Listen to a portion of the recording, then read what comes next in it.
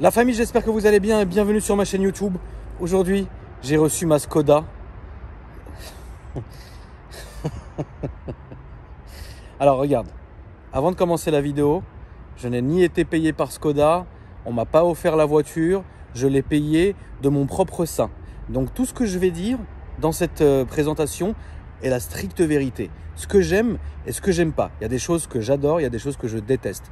Avant toute chose, n'oubliez pas de vous abonner à la chaîne, d'activer la clochette des notifications et de me mettre un petit j'aime pour la famille. C'est parti.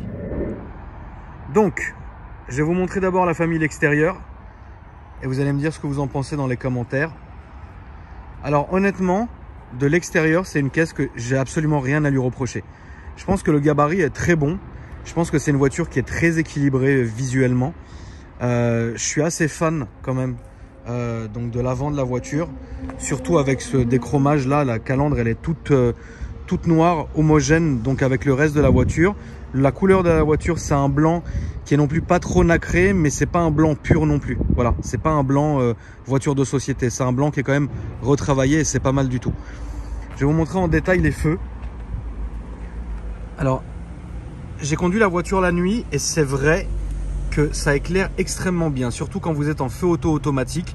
C'est une voiture qui va gérer l'éclairage très bien. Vous n'êtes pas obligé d'appuyer sans cesse, de regarder, de faire un milliard de choses. La voiture le fait pour vous et ça c'est un truc que j'ai apprécié, surtout quand vous faites pas mal de routes. Donc là il y a écrit Skoda Crystal Lightning. Ensuite ici, donc on a le bip donc de stationnement qui est là. Tout ça est bouché, hein. Voilà, ça c'est bouché, un plastoc, bouché frérot. Ici, donc là on a la calandre évidemment pour laisser passer l'air. Ici on a le logo RS qui est là. Là vous allez avoir le logo de la marque, donc propre, rien à signaler. Et ici en dessous quand vous regardez, donc vous avez une partie qui est fermée là. Sinon, tout le reste est vraiment ouvert. La face avant, je la trouve quand même agressive, mais discrète. Ça veut dire qu'une voiture comme ça, entre guillemets, dans les embouteillages ou quoi que ce soit, elle ne va pas du tout attirer l'œil. On voit que c'est des pare-brises qui sont déjà thermo-isolés d'origine, puisqu'on voit les nuages qui se reflètent dessus. Donc ça, c'est vraiment pour ne pas laisser passer la chaleur et le soleil, etc. Donc ça, c'est aussi une très bonne chose que Skoda a faite, évidemment. Donc, on va passer aux jantes. Donc ça, évidemment, c'est les jantes et les pneus d'origine. Moi, j'aime bien ces jantes-là. Elles existent en 3 phases. Soit toutes noires, soit ce que vous avez, le gris qui est ici, il est noir. Et donc, vous avez juste le détail en polychromé. Moi, je les aime bien comme ça. Ça enlève, entre guillemets, un tout petit peu de côté sport.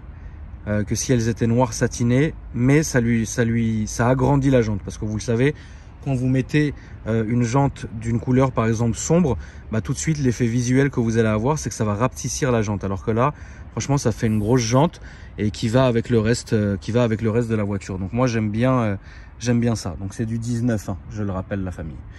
Ici vous avez la trappe pour l'hybride. L'hybride évidemment on va en parler après. Donc moi j'ai retrouvé. C'est très simple, voilà.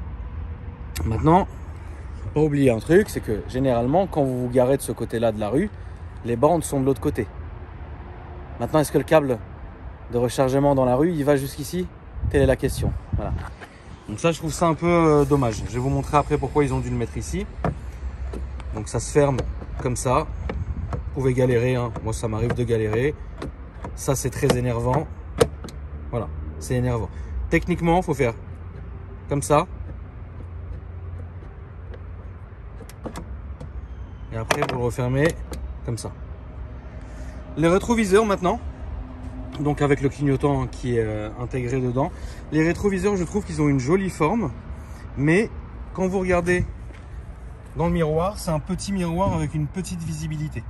Donc oui, c'est un petit rétro, il est beau, il est profilé.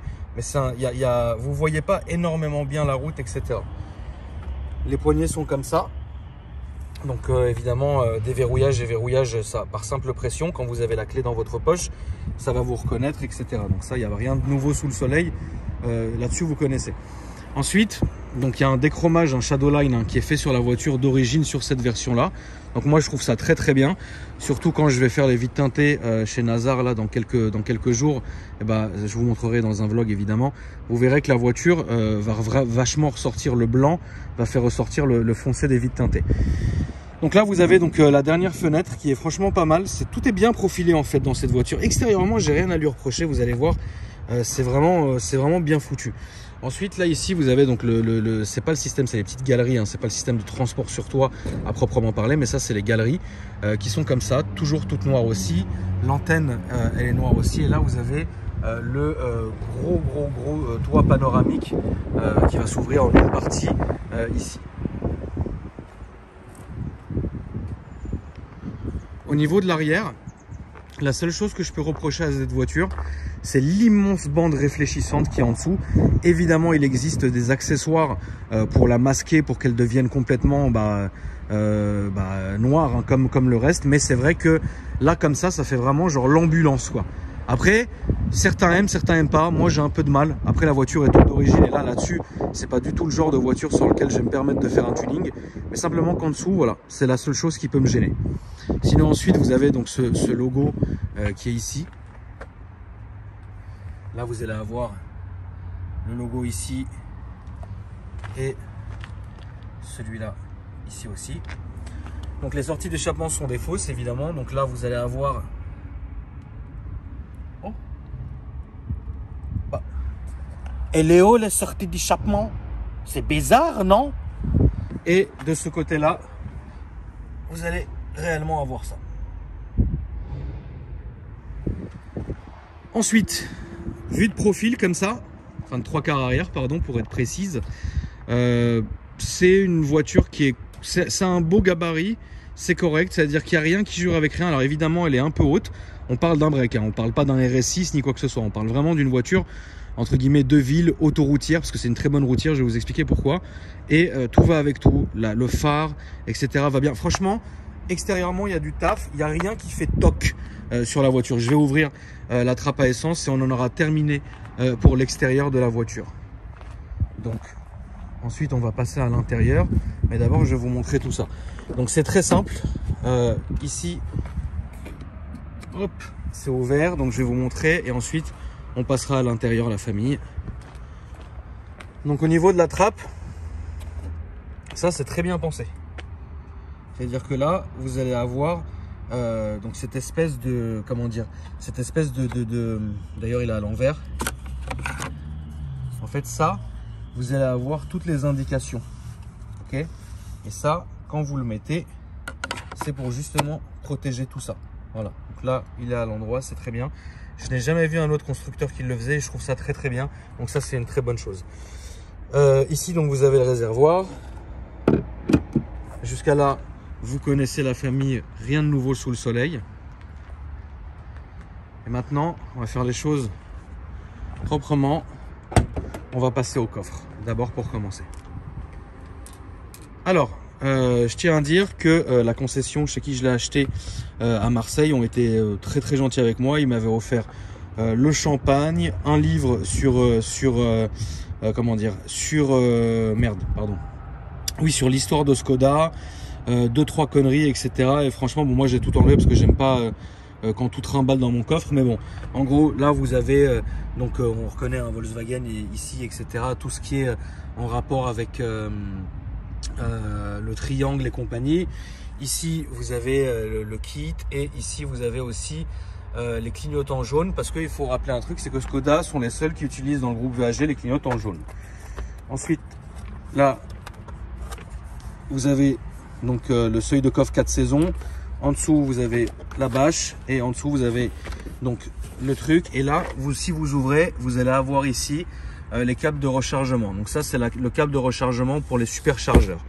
Ok, c'est parce que c'est une hybride. Ici vous avez la plage arrière. Donc c'est assez simple à faire. Voilà, il y a plusieurs façons de la régler au fond, etc. Voilà, comme ça. Et ici vous avez donc le haillon automatique qui se fait comme ça.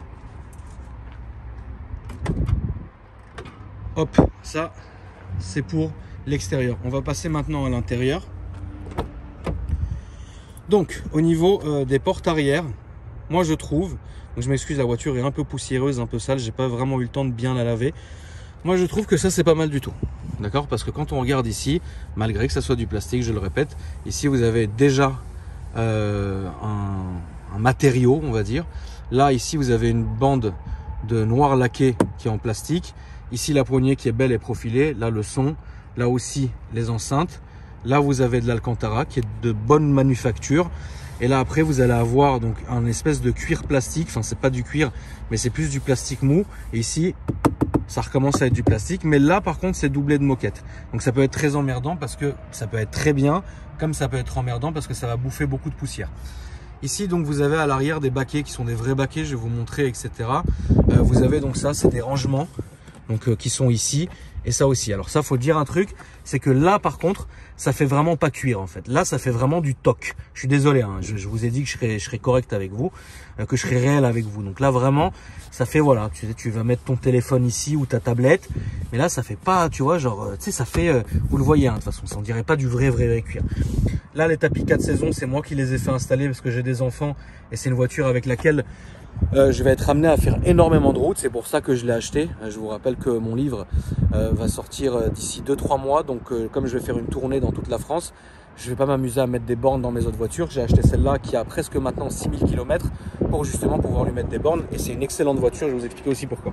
Mais avant de faire ça, je suis obligé de vous expliquer tout ce que j'aime et tout ce que j'aime pas dans la voiture. Donc là, vous avez clairement de la place, il n'y a vraiment rien à signaler.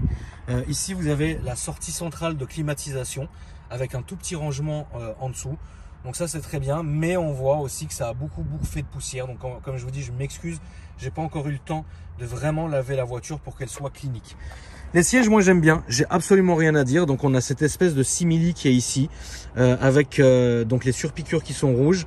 Le diamant, le motif diamant qu'on appelle ça. Ça, exactement comme c'est chez Seat. Vous voyez, hein, ça c'est typique des Seat, le petit effet carbone qui est ici, et puis ensuite ça continue comme ça. Donc sur tous les trucs là vous avez donc la petite console qui peut redescendre, etc. Donc ça j'aime bien, c'est très confortable. Encore une fois, vous voyez, tu vois, moi j'ai toujours eu du mal avec ça.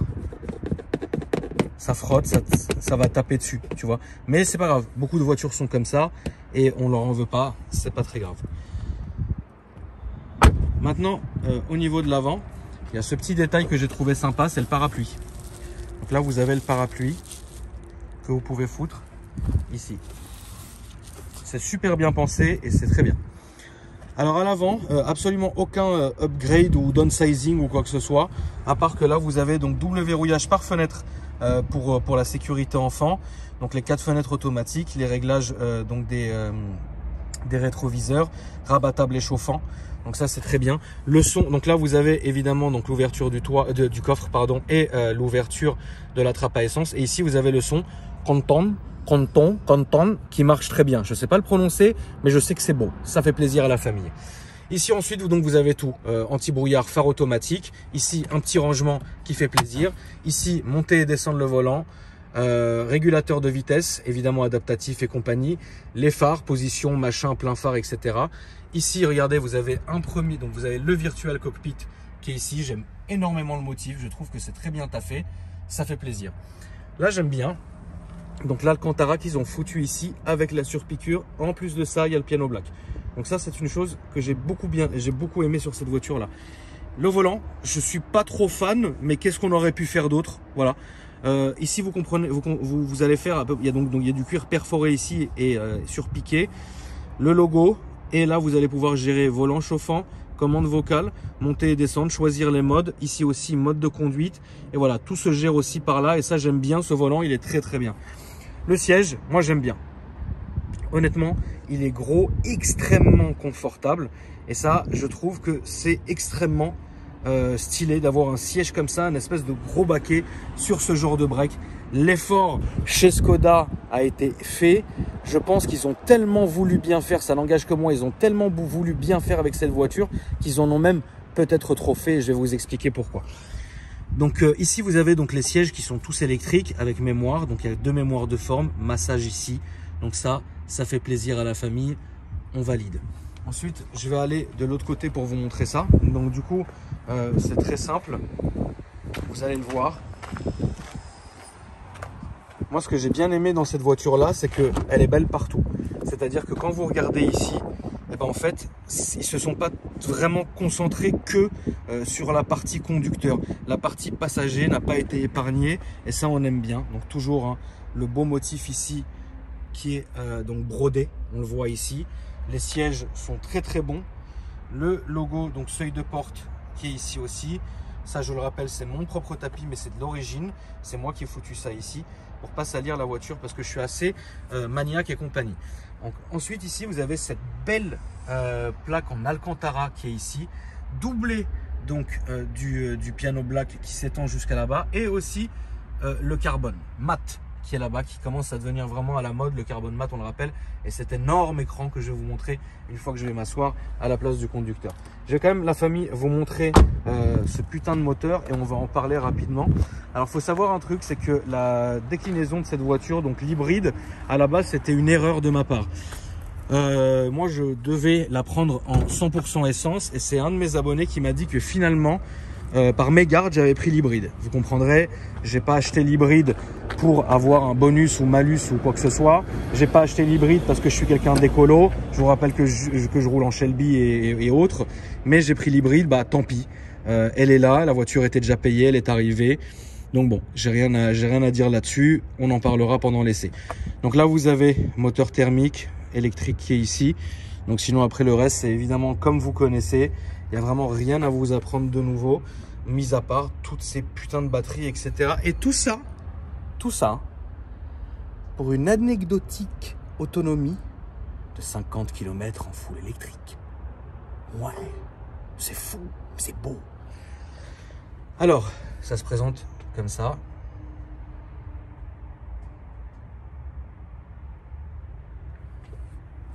Ça, c'est pour le moteur. Ensuite, je vais m'installer à l'avant. C'est là que ça va être un peu... Je regarde ça parce que j'ai pas envie de tout salir. Alors, quand vous êtes à l'intérieur de la voiture, c'est très simple. Vous avez une impression de sportivité, vous avez une impression de calme et c'est très joli. Je rappelle encore une fois qu'on parle d'une voiture à peu près... Enfin, celle-là est au-dessus des 45 000 €. Tout le monde m'a insulté dans les commentaires, on peut continuer. Mais, oui, la réponse est oui. Je me sens dans une bonne voiture. Je me sens dans une voiture qui coûte vraiment ce prix-là. J'ai pas payé en me disant, zub, c'est de la merde. Pas du tout. Franchement, l'intérieur, j'ai absolument rien à dire. Il y a du plastique, certes, mais c'est pas grave. Aujourd'hui, la seule chose que je pourrais reprocher à l'intérieur, je vais vous en parler, c'est ça. Quand vous roulez et faites de la route, donc vous êtes comme ça, on est d'accord, votre pied, il est sur le plastique. Enfin, votre jambe est sur le plastique. Et ça peut être chiant. Ici, vous avez le chargeur induction qui marche bien. C'est pas non plus démesuré, ça fait le boulot. Ici, les 2 micros USB, donc ça fait plaisir, on peut pas brancher de coyote. Merci d'être venu. La boîte de vitesse, donc c'est un petit god sympa. On peut s'asseoir dessus en cas de pépin. Ici, ça se recule. Là, vous avez un rangement. Deuxième rangement, donc pour les canettes. Ici, frein automatique.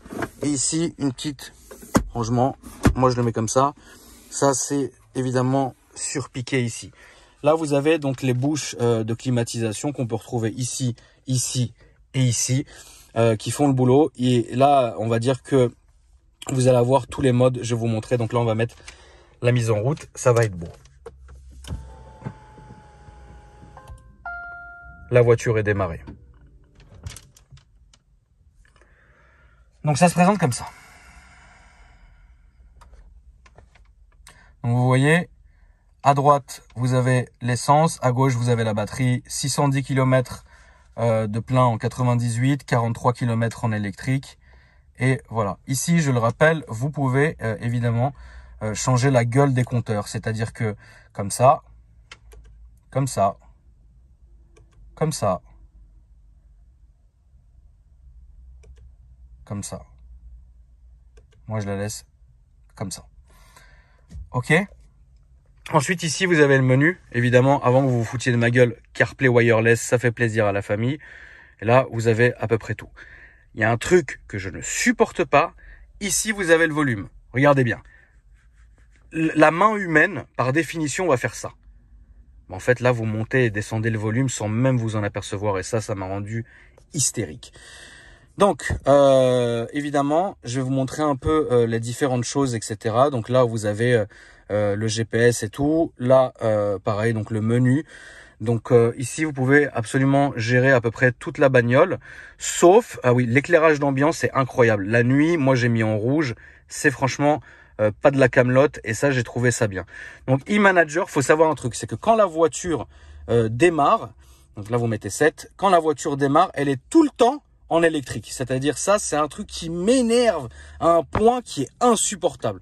Donc si vous appuyez 7, vous êtes obligé, je vais vous montrer la manip que je fais à chaque fois.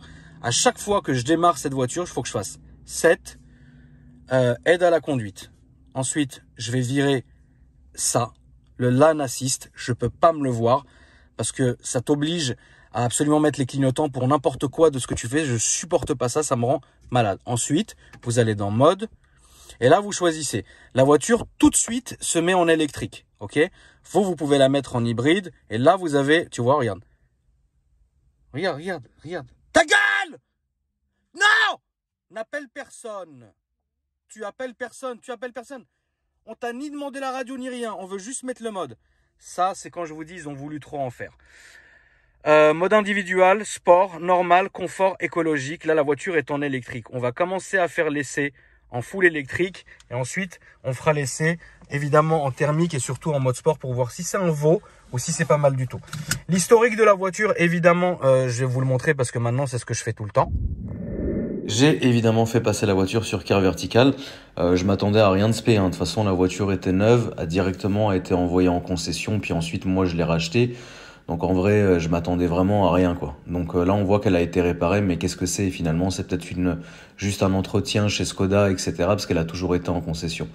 Évidemment, la voiture n'est pas volée. Le kilométrage, bon, c'est logique. Il arrive en concession, ça doit être une voiture de direction. Donc c'est pour ça qu'on a vu qu'elle est montée à 4900 km. Moi, aujourd'hui, elle en a presque 6000. Voilà, aucun dommage, etc. Donc ça, c'est une bonne chose, évidemment. Tous les pays qui s'affichent à l'écran ont été checkés, donc il n'y a rien à signaler. C'est des rapports qui sont très légers pour une voiture qui est vraiment neuve. Donc ça, c'est évident que j'allais pas m'attendre à un truc de fou. Ici, vous avez tous les équipements de la voiture. Et évidemment, dans la description, il y a un lien et 10% pour vous, la famille. Donc vous voyez la famille, rien à signaler au niveau de l'historique. Donc là, on se met là et là, on est en full électrique. Donc comparé au Tesla, c'est là le bruit de la Zoé. Cette espèce de grognement. Je vais essayer d'ailleurs de vous faire écouter ça. Je sais pas comment je vais faire, mais écoutez la famille. Je sais pas si vous écoutez. Elle a le grognement de la Zoé en fait. Ça, c'est insupportable. Bref. Donc là, je suis en full électrique. Évidemment, pourquoi je vous dis que c'est anecdotique? C'est que tout ça pour 40 bornes d'autonomie? Non, c'est bizarre. Moi, c'est pour ça que je vous ai dit, si vous me voyez, parce que c'est une hybride, croyez pas que j'ai voulu une hybride. Je me suis trompé. J'ai pris l'hybride à la place de la full essence. Donc évidemment, start and stop, absolument pas désactivable. Là, c'est le problème. Donc on en a chié de l'hybride. Donc là, maintenant, vous vous mettez en hybride automatique. Donc là, les deux modes de propulsion, c'est-à-dire ça fait électrique et thermique. Là, vous enlevez, vous conservez la charge, donc vous êtes en hybride, mais ça va conserver la charge de la batterie. Ok, je le rappelle, on est toujours en mode normal. Après, il faut savoir un petit truc sur cette caisse, c'est que de 1, elle se conduit extrêmement bien, mais là, on est encore en électrique, regardez.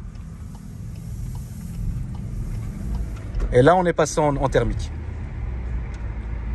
Vous voyez? Alors, la transition électrique-thermique, on n'est pas sur une P1 ou une 918, frérot, qui démarre sur le circuit et on entend ce putain de son.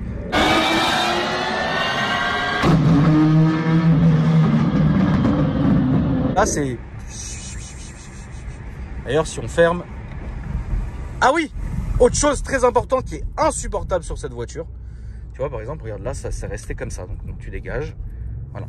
Ce que je ne supporte pas sur cette voiture, c'est, tu sais, c'est les petites remarques écologiques que la voiture va me dire de temps en temps. Par exemple, on va prendre un bout d'autoroute avec les vitres ouvertes. Elle va me dire, éco-conseil, fermez les fenêtres pour l'écologie. Frérot, à un moment donné, Je t'ai pas attendu pour savoir ce que j'avais envie de faire dans une caisse que j'ai payé plus de 45 000 €. Merci de la fermer. Sinon, en roulant doucement, en roulant tranquillement, j'ai absolument rien à lui dire. C'est une voiture qui est incroyable à conduire. On est calme, on est bien. Juste ça qui me fait chier. Mais sinon, c'est parfait. Très silencieux, très doux, malgré le freinage récupératif qu'on peut retrouver aussi chez les Tesla qui est beaucoup plus prononcé. Mais là, quand vous lâchez, ça va freiner, ça va allumer les phares, les feux stop aussi quand vous relâchez la pédale. Ça va aussi recharger la batterie, mais c'est beaucoup moins prononcé que ce que vous allez avoir chez Tesla. En tout cas, c'est une putain de bagnole pour faire des bornes et ça, c'est vraiment parfait. Donc là, vous voyez, on est en mode normal, on roule normalement. J'ai une putain de prise en main du volant. Les suspensions sont très bien. Et moi, j'ai rien à dire sur la conduite. C'est franchement une bagnole. Tu peux faire de la route et de l'embouteillage, il n'y a aucun souci. Et tu peux aussi faire, comment dire, des petites routes. Tu t'amuseras parce que le châssis, il est taffé. Et moi, j'ai bien aimé faire ça. Et je trouve que cette caisse me correspond totalement. J'avais le choix entre la Arteon, le Talisman et celle-là. J'ai préféré prendre celle-là. Donc là, on va switcher tout de suite en mode sport. Donc, il se passe rien de spé. Mais on est bien en mode sport, vous le voyez en bas. Là, vous avez le son qui change.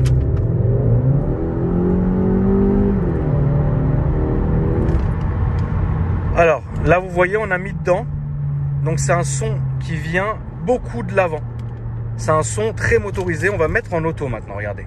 Là, on se met en auto. Kickdown. Alors, vous dire aujourd'hui à quoi je peux comparer cette voiture, ça me fait la même sensation, même si on n'est absolument pas dans le même délire, de la Golf GTI. Ça accélère, pour moi, c'est comme une Golf GTI. C'est très bizarre que je vous dise ça. Putain, vous entendez toutes les micro-poussières qui m'envoient devant lui. Voilà, ça c'est la seule chose que je peux vous dire là-dessus. On va prendre maintenant les petits chemins pour essayer de faire un peu plus de route, que vous puissiez un peu comprendre. Mais voilà, moi, c'est mon ressenti. Là, c'est vrai qu'on a un petit mode, entre guillemets, qui a un peu décuplé le son, qui le rend vachement de la boîte à air, entre guillemets. Hein. Pour parler vulgairement, il y a les palettes au volant. Mais pour moi, tu sais, c'est une voiture du groupe VAG de 2021 avec tous les petits gadgets pour le son, les petits gadgets pour le ressenti, etc. qui s'activent une fois que tu mets en mode sport, quoi. Voilà, c'est à peu près tout ce que je peux dire. Mais évidemment, si je voulais un break puissant, j'aurais pris un RS6 ou autre chose. Là, si j'ai pris cette voiture, c'est parce que je trouve qu'elle est vraiment bien finie et pour ce que je vais en faire, donc c'est-à-dire de la route, ça sera parfait pour moi. Là, regardez, je vais mettre un kickdown, on va voir ce que ça donne.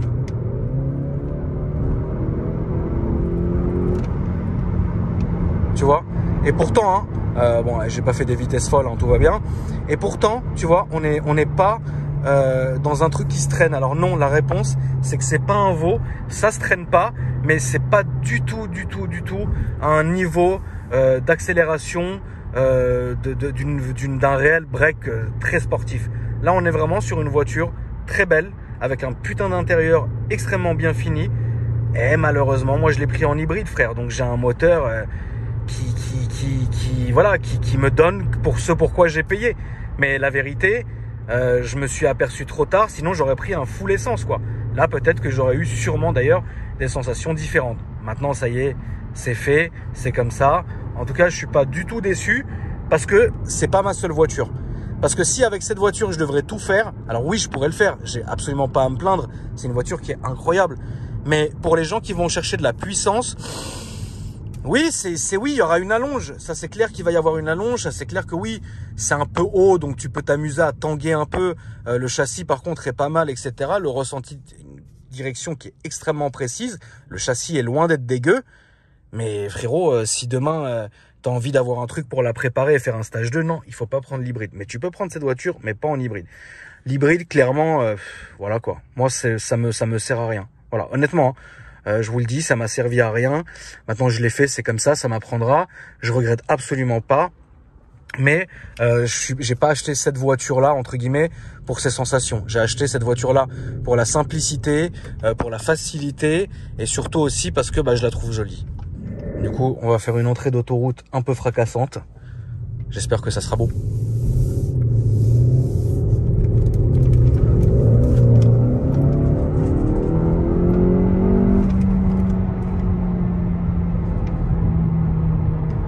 Tu vois ces sons de moteur là? Oui. Tu sais, il manque plus qu'un 2 tons. Et le bruit, le commandant se lance. Ouais, Gérard, j'arrive. Tu vois, ça fait très de ces moteurs qui est poussé à bout, quoi. Ça, j'aime moins. Tu vois, d'ailleurs, vous me faites pas mentir, je l'ai toujours dit. Que j'aimais pas ce bruit de moteur qui est épuisé comme ça.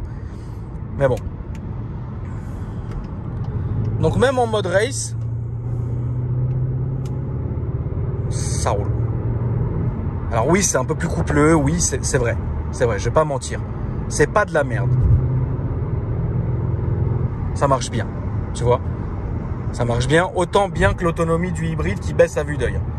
Tu vois.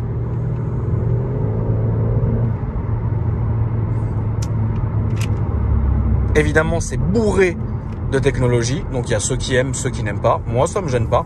Pour encore une fois, ce que je vais en faire, ça me gêne pas du tout.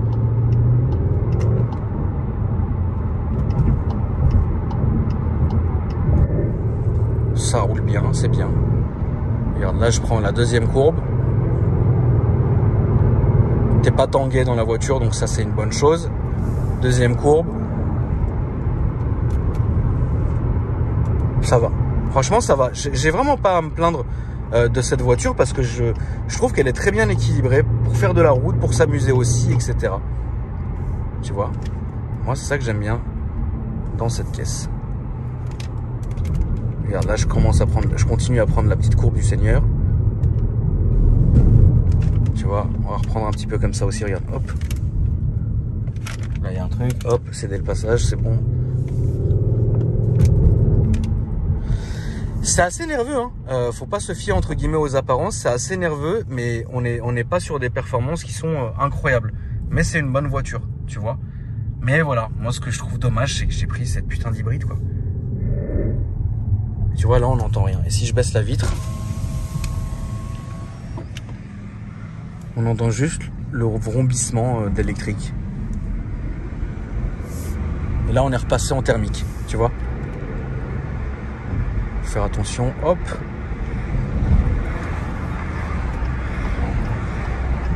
Donc là, on va rentrer sur la 15. Ah, quand même, hein. Tu vois, vous avez comment dire, cette impression de légèreté dans la voiture qui est réelle. Hein. C'est pas, c'est vraiment, c'est léger et c'est agile. Ça, il faut se le dire, tu vois.